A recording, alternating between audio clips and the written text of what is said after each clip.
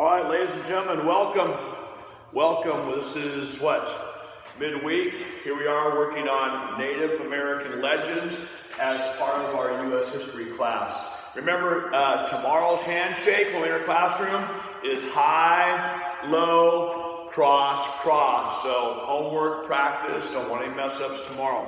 All right, today, real quickly, we're going to cover Native American legends. We're going to have a warm-up and pre-assessment. We want to talk a little bit about what do we know about legends in today's society. All right, we're also then going to talk about a couple actual Native American legends, and we are going to get into the characteristics of the legend. All right, so first, as it relates to today's society, okay, what is a legend? Or better yet, who is a legend? Name some legends.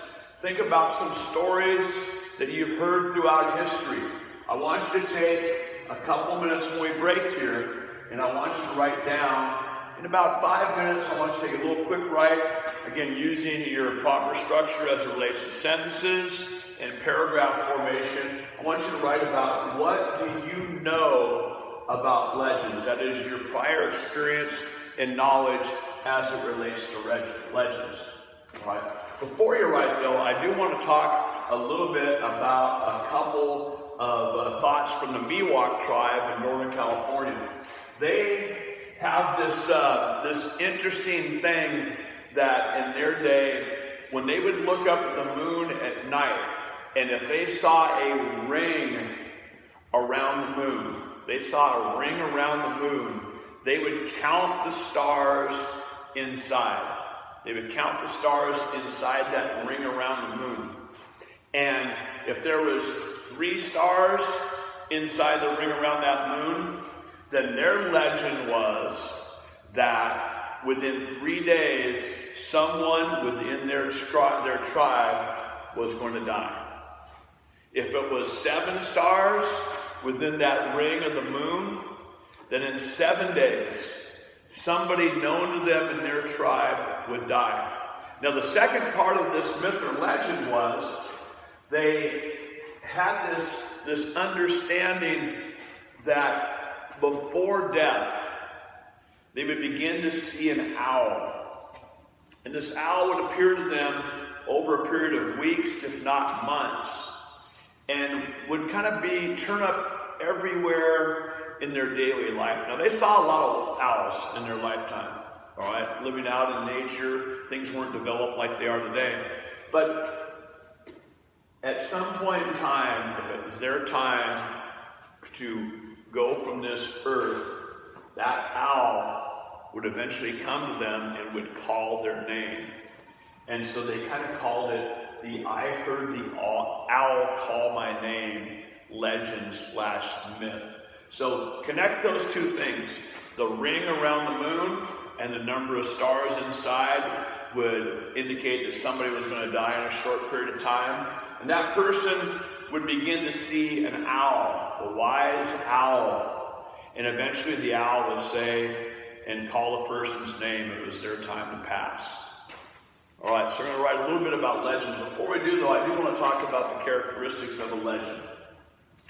When you're thinking about legends, remember that legends have a plot. Okay, there's a storyline to a legend.